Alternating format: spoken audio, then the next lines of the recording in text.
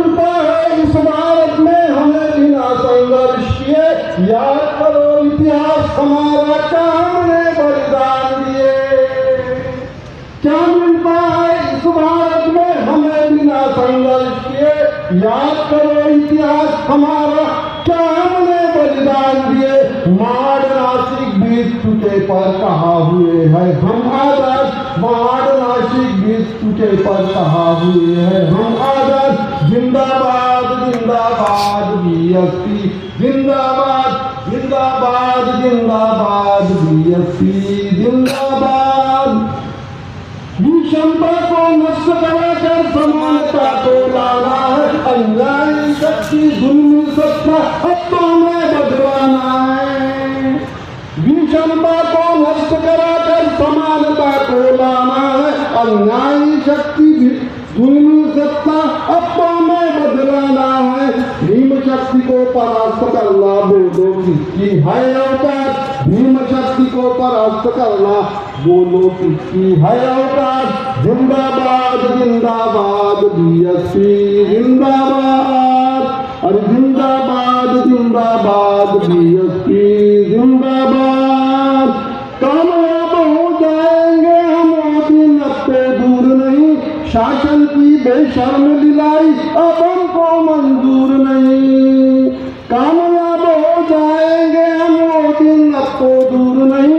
शासन की बेशर्म गिलाई अब हमको मंजूर नहीं। न्याय के खातिर लड़ते रहेंगे, चलो हो जाओ अब तैयार। न्याय के खातिर लड़ते रहेंगे, चलो हो जाओ अब तैयार। जिंदाबाद जिंदाबाद बीएसपी, जिंदाबाद, अरे जिंदाबाद जिंदाबाद बीएसपी, जिंदाबाद जिंदाबाद जिंदाबाद बीएसपी, जिंदाबाद।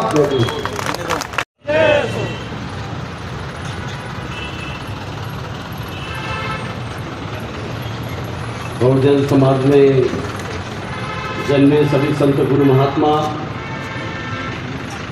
जिनमें प्रमुखता से महात्मा बुद्ध, महात्मा ज्योतिबाजी फुले, छत्रपती शाहूजी महाराज, छत्रपती शिवाजी महाराज, पेरियार रामास्वामी नायकर, शहीद भीमसा गुंडा, साहित्य सम्राट अण्णा भाऊ साठे, 21वीं सदी के महानायक मान्यवर कांशीराम साहब, और जिन्होंने इस भूमि को विशाल ऐसा संविधान देकर आपकी हमारी समस्त बहुजन समाज की गुलामी की जंजीरों को संविधान के माध्यम से तोड़ने का काम किया, ऐसे विश्व रत्न, भारत रत्न डॉक्टर बाबा साहब आम्बेडकर, इन सभी महामानवों को अपना अभिवादन पेश करता हूँ।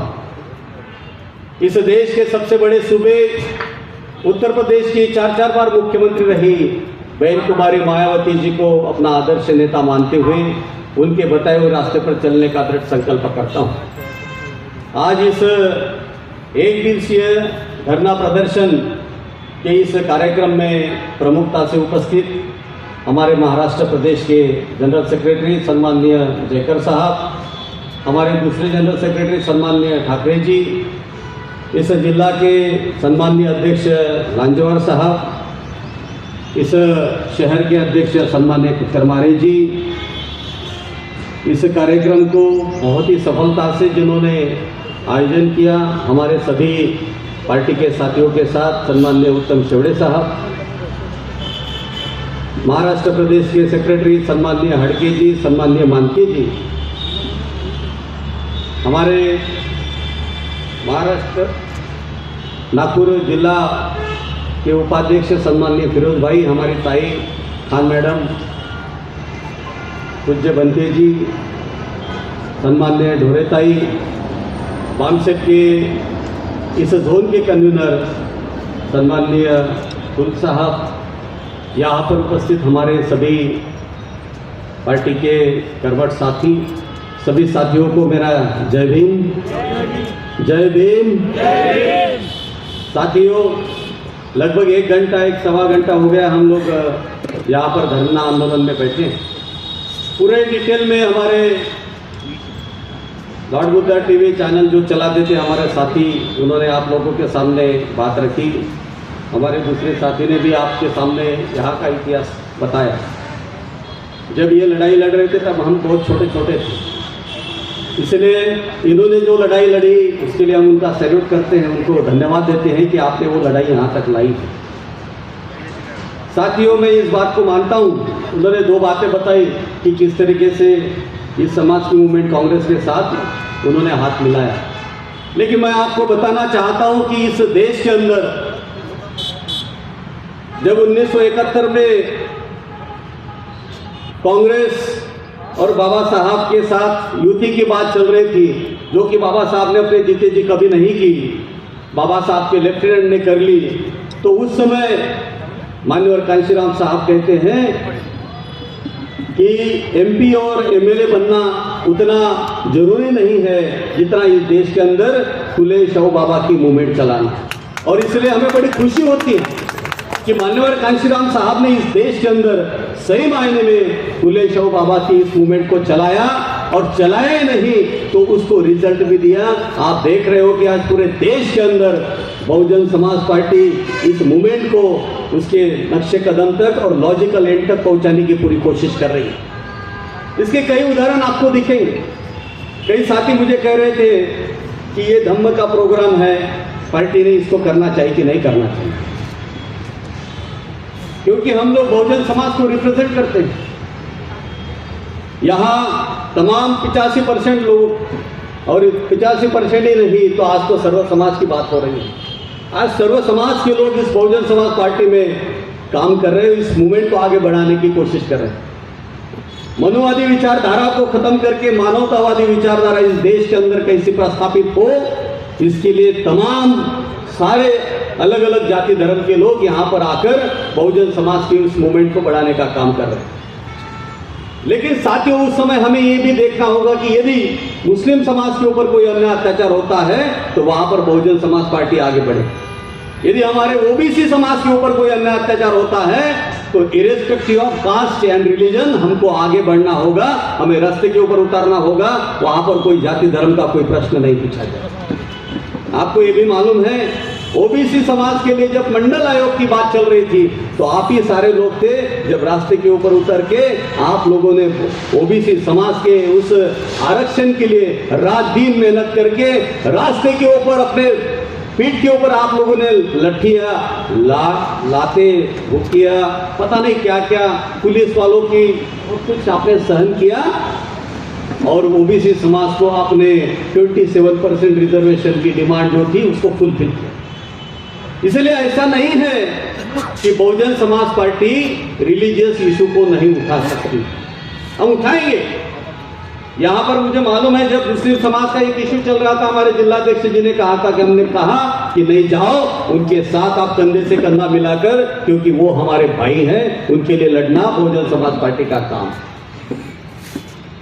अब जब बुद्धिज्म के ऊपर आघात हो रहा है, इतने सालों से आप लोग डिमांड कर रहे हैं, कभी कभी मुझे एक प्रश्न पड़ता है कि हम इतनी बड़ी संख्या में होने के बावजूद, हम 85% लोग होने के बावजूद फिर भी हम मांगने के लिए आज दोबारा यहाँ बैठे।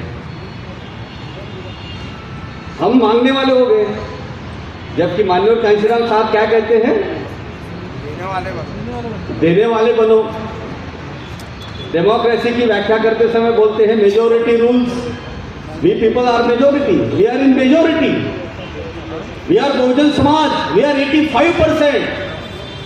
हम 85% होने के बावजूद भी, और वहां जहां डॉक्टर बाबा साहब अंबेडकर जी के पद पर से ये भूमि पावन हुई है, नाग भूमि जिसको कहते हैं, जहां दीक्षा भूमि, इतना बड़ा विशाल ऐसा स्मारक यहाँ बनाया गया है, जो अंतर्राष्ट्रीय ए ग्रेड का पर्यटन स्थल जहाँ बना है, जो आप लोगों की भूमि है, जहाँ 6 लाख बुद्धिस्ट बड़ी संख्या में रहते हैं। बड़ी विडंबना की बात है कि वहां पर हम मांगने वाले बन रहे हैं। इसका रीजन क्या है? इसका रीजन हमारे पुराने साथियों को मालूम होना चाहिए। हम इतनी बड़ी संख्या में होने के बावजूद भी क्यों मांग रहे हैं? इसलिए मांग रहे हैं क्योंकि हम अभी भी आपस में लड़ते हैं, हम आज भी इकट्ठा नहीं है। माननीय कांशीराम साहब ने आपको नेशनल पार्टी दी, मान्यवर कांशीराम साहब ने बाबा साहब के बाद सबसे बड़ी पार्टी इस देश के अंदर आपको दी कि जो बाबा साहब के विचारों को आगे ले जा सके। बाबा साहब उस समय कहते हैं, अरे मेरे बहुजन समाज के लोगों, मरते मर जाना लेकिन चवन्नी के मेंबर मत बनना कांग्रेस के। क्यों कहा? क्योंकि बाबा साहब को एक पर्यायी व्यवस्था निर्माण करनी थी। बाबा साहब को एक ऑप्शन आप लोगों के सामने, इस देश के तमाम लोगों के सामने खड़ा करना था कि ये आपकी पार्टी है, इसके साथ चलो तो आपका इस देश के अंदर भला होगा, ये आपके ऊपर होने वाले अन्याय अत्याचारों को दूर करेगी। आज देखिए पूरे देश के अंदर बहुजन समाज पार्टी का डंका है, पूरे देश के अंदर बहुजन समाज पार्टी का नाम है। और आप देखोगे कि 2027 के अंदर 5वीं बार परम आदरणीय बहन जी इस देश के सबसे बड़े सूबे की सीएम बनेगी। साथ आज यूपी के लोग सुधर गए, यूपी के लोग इकट्ठा हो रहे हैं, हम महाराष्ट्र के लोग इकट्ठा कब होंगे? हम नागपुर के लोग इकट्ठा कब होंगे?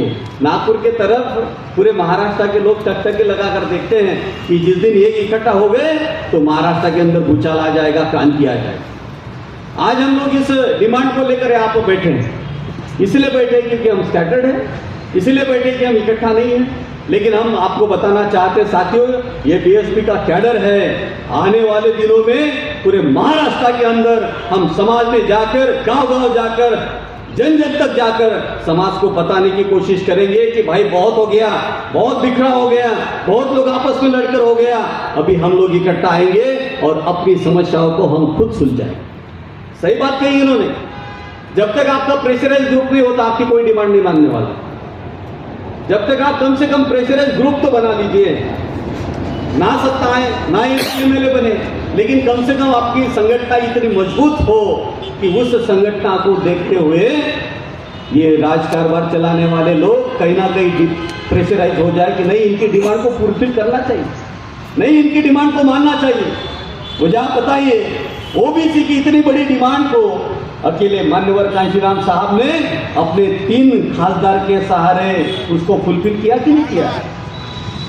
वो इसलिए किया क्योंकि पूरे देश के तमाम हमारे कैडर्स को इकट्ठा करने के बाद मान्यवर साहब ने नारा लगाया कि मंडल आयोग लागू करो वरना कुर्सी खाली करो। और ये तो आज क्रांति की लौ हमारे लोगों ने जलाई है, ये इस क्रांति की लौ आप लोगों ने जलाई है, एक दिया जलाया है। मैं आपको बताना चाहता हूं, इसको हम जन जन तक ले जाएंगे, विधानसभा तक ले जाएंगे, जिले तक ले जाएंगे। हर जिले के अंदर आंदोलन होगा और विधानसभा के अंदर आंदोलन होगा। मुंबई के अंदर जब इनका सेशन लगेगा, हम चाहते हैं कि कम से कम लाखों लोगों की तादाद में 1 लाख लोग, 1 लाख कैडर्स हमारे मुंबई में पहुंचे और तब हम कहेंगे कि भाई हमारी दीक्षा भूमि को आप किस तरीके से जमीन नहीं देते हो। ये शुरुआत है साथियों, और जब ये शुरुआत इतना अच्छा है तो इसका आगाज, इसका एंड बहुत अच्छा हो। इसलिए मायूस होने की गरज नहीं, हम करेंगे। यद्यपि हम मांग रहे हैं, लेकिन मांगते मांगते ही इन लोगों को हम मांगने वाले बनाएंगे साथियों। दोबारा इस देश के अंदर जो 15% लोग हमें मांगने के लिए मजबूर कर रहे हैं, हम इनको मांगने के लिए मजबूर कर देंगे। आज हमारे साथियों ने वहां का इतिहास रखा। कहते हैं कि 5 लाख लोग उस समय आए थे, 2 लाख लोग खड़े थे। हमारे खेरकर साहब ने कहा कि 55,000 लोग भी वहां पे खड़े नहीं हो सकते, इतनी जगह नहीं। और कॉटन रिसर्च जब हो ही नहीं रहा, जब रिसर्च ही नहीं चल रहा है, तो वो जमीन दीक्षा भूमि के समिति को देने में दिक्कत क्या है? ये देश धर्मनिरपेक्ष देश है, हम किसी जाति धर्म के खिलाफ बात नहीं करेंगे, क्योंकि बाबा साहब ने कहा है कि इस देश के तमाम लोगों को किसी भी जाति धर्म का क्यों न हो, उसको आस्था और उपासना की पूरी फ्रीडम है। ये संविधान में लिखा है और इसका हम बहुत ही मान सम्मान करते हैं। हम हर जाति धर्म का मान सम्मान करते हैं। लेकिन मेरा कहना यह है कि जब आप शिरडी से गांव को दे सकते हो, यहाँ पर दूसरे कोराडी को दे सकते हो, कुंभ मेड़ाओं को मेला को आप पैसा दे सकते हो, तो भाई बुद्धिज्म इस विश्व के अंदर तीसरा सबसे बड़ा धर्म है।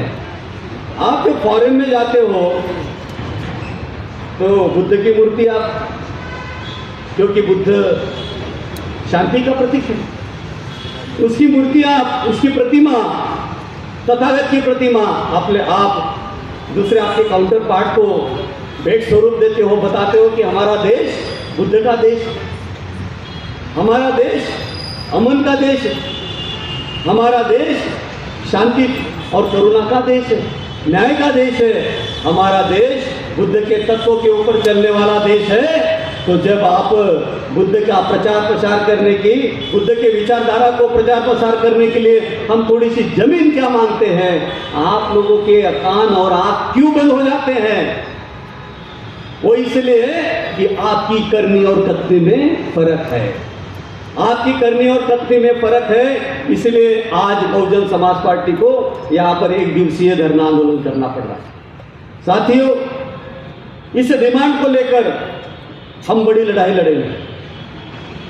आज की इस गवर्नमेंट को, महाराष्ट्र की गवर्नमेंट को, फडणवीस जी को और बाकी सभी लोगों को इस कार्यक्रम के माध्यम से मैं आगाह कर देना चाहता हूं कि यदि आप लोगों ने हमारी डिमांड को फुलफिल नहीं किया तो ये आंदोलन बहुत अलग मोड़ पे जाएगा। ये आज जो आपको 100-200 लोग दिख रहे हैं, कल ऐसा ना हो कि मुंबई के अंदर आपको अपनी पूरी यंत्रणा लगा दीजिएगा, इतने सारे लोग ही वहां इकट्ठा हो जाएंगे कि मुंबई के अंदर आपको अपनी यंत्रणा कम हो जाएगी।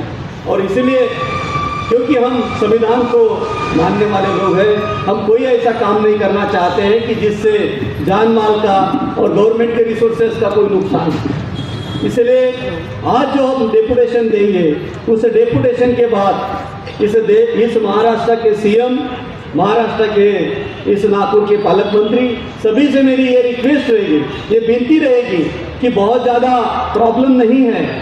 आप यदि वो जो जमीन जिसको लीज पर दिया है, वो यदि वहाँ पर काम नहीं हो रहा है तो वहाँ के स्मारक समिति को दे दिया जाए। यदि आप लोग उस जमीन को देते हैं तो यहाँ पर बुद्ध धर्मी जो लोग पूरे देश में, देश से और विश्व से भी यहाँ पर लोग आते हैं, वो अपनी पूजा अर्चा कर सकते हैं। और दूसरी बात, आपने इस दीक्षा भूमि को पर्यटन स्थल का ए ग्रेड दिया है। ए ग्रेड इसलिए दिया है कि इसका विकास और डेवलपमेंट हो, विश्व स्तरीय इसको बनाना है। विश्व के कई लोग बुद्धिज्म को मानने वाले यहाँ पर आकर नतमस्तक होते हैं, तो उनके लिए भी सुख सुविधा होनी चाहिए, जिससे यहाँ से एक अच्छा मैसेज लेकर वो अपने देश के अंदर जाए और बताए कि नहीं, भारत देश, भारतवर्ष सही में अमन और शांति का देश है। वहाँ पर धम्म का बहुत प्रचार प्रसार ये गवर्नमेंट करती है। इससे तो फायदा आप ही लोगों को होगा, इससे फायदा आपकी गवर्नमेंट को होने वाला है। लेकिन फिर भी कुछ मनुवादी मानसिकता वाले लोग हमेशा SC ST OBC को मांगने वाला इसलिए रखते हैं क्योंकि आप मांगते रहोगे तो उनका काम आसान है। आप जब मांगते हो तब उनको वोट करते हो, क्योंकि हाथ मिलाने वाली जो संस्कृति है वो हमारे लोगों ने 1971 से अडॉप्ट की है। हम महापुरुषों की विचारधारा को और महापुरुषों की आइडियोलॉजी को कम मानते हैं और इसीलिए ये नौबत हमारे ऊपर आती है। लेकिन बहुजन समाज पार्टी के कैडर्स, बहुजन समाज पार्टी ने इस बार कमर कस ली है अपने संगठन को मजबूत करते हुए। आने वाले दिनों में हम मांगने वाले नहीं तो महाराष्ट्र के अंदर देने वाली कौम पैदा करेंगे। साथ हम महाराष्ट्र के अंदर देने वाली कौम पैदा करना चाहते हैं और इसके लिए हम सारे कैडर्स तन मन धन से लगे हुए हैं। और मैंने सोच लिया है कि इस बार अपने लोगों को बिल्कुल समय नहीं देना है, बिल्कुल समय नहीं देना है। मैंने इतना काम इन लोगों को दे दिया है कि काम करते करते इन 3 सालों के अंदर बहुजन समाज पार्टी जो मान्यवर कांशीराम साहब के जमाने में, परम आदरणीय बहन जी के जमाने में जो बहुजन समाज पार्टी थी, आने वाले 1-1.5 साल के अंदर आपको वही नज़ारा यहाँ पर नजर आएगा।